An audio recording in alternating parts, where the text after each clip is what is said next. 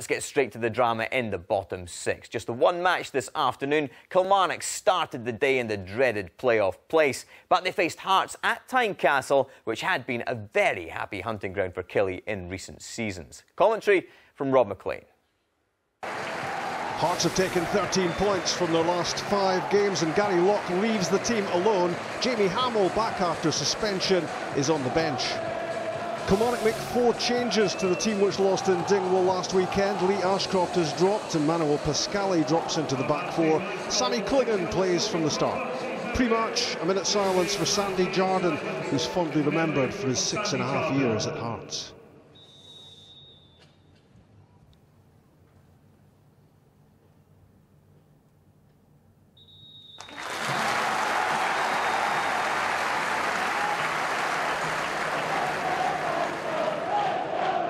From King to Patterson. There's Ryan Stevenson with the turn and shot.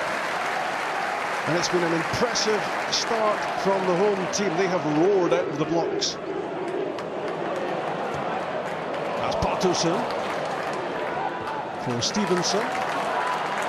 And now Sam Nicholson. Still going and taken out by Rory McKenzie. The Kilmarnock winger got there as quickly as he could, which wasn't quite quickly enough. That's a free kick. Ryan Stevenson scores!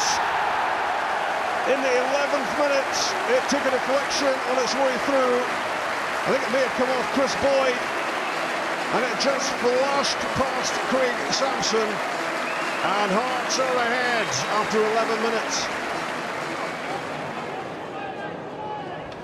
In from Sammy Clingan, that's Muirhead, and that's Chris Boyd with the overhead kick. Kilmarnock have been under the cosh in the opening exchanges and happy to be creating anything in front of the opposition goal.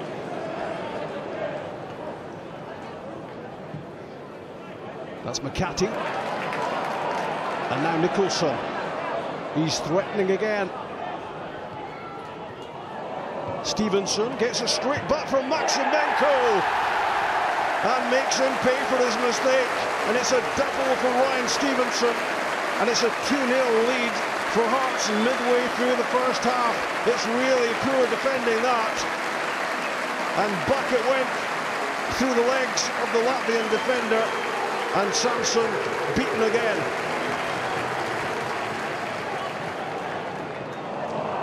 Interception by Slater. Through for Boyd. Chris Boyd with the shot at goal. And that's progress for Kilmarnock. It's been miserable so far. Looking for a gap here between McDonald and the near post. Mistake by Patterson. Chris Johnston gets away from him. Into the danger zone he goes. Down he goes. He's looking for a penalty. And referee Callum Murray says no. Well, Kilmarnock are furious about this. Patterson made the challenge and didn't get the ball, but no penalty. Off goes Billy King. And Kilmarnock are again in disarray. Stevenson. He scored twice already, but he wasn't going to score this time.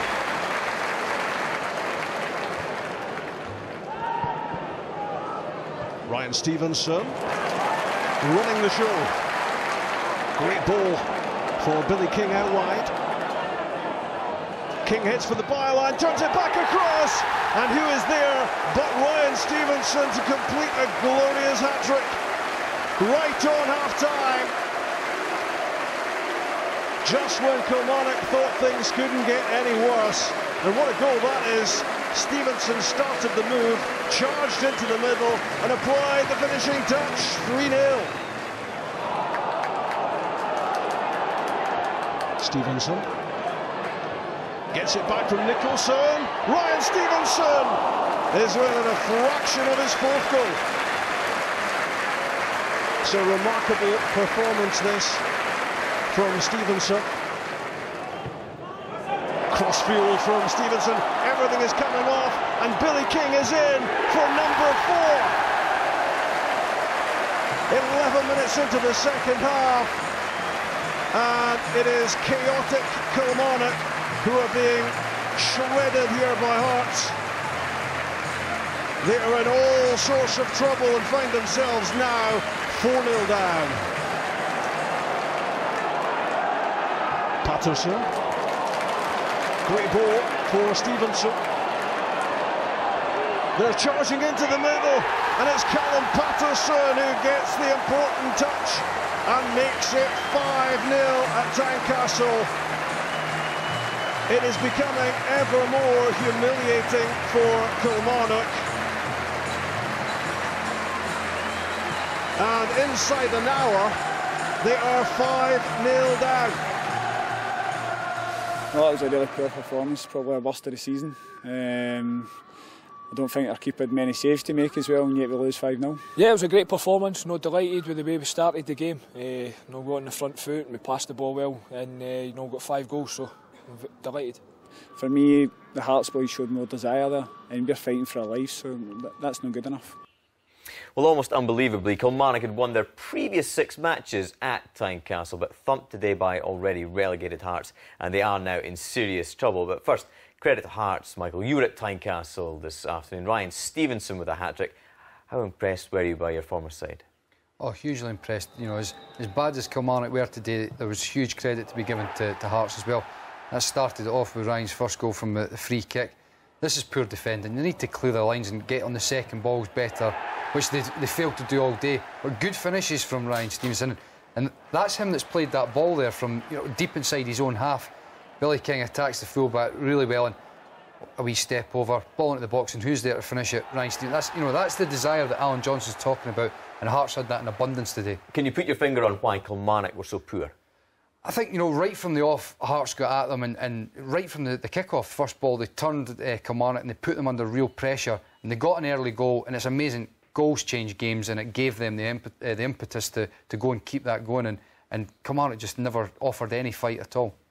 Pat, Kilmarnock second bottom in the Premiership now. How much pressure is manager Alan Johnston under? Well, I think everybody at the club's under pressure, but I think what you're saying for his job as much as anything else, and if you're down the bottom of the league, that's it. That's the deal. You have to accept that's part of it. But to lose in such a kind of whimpering sort of way today, when you know, I mean, he said himself there, you're supposed to be fighting and battling and chasing everything. And to lose 5-0, I mean, apart from the massive effect that has on your goal difference, which might become seriously important. So you don't give up at any game, even if you're 2 or 3-0 down, when the league is that tight down the bottom. So big worries. But I think the biggest worry is the worry we've said all along. They're absolutely and utterly dependent on Chris Boyd. And if Chris Boyd can score the goals, may get him out of it. But he's going to have to score 6 if he's going to get him out of that. It's a tough and worrying time for my old club. OK.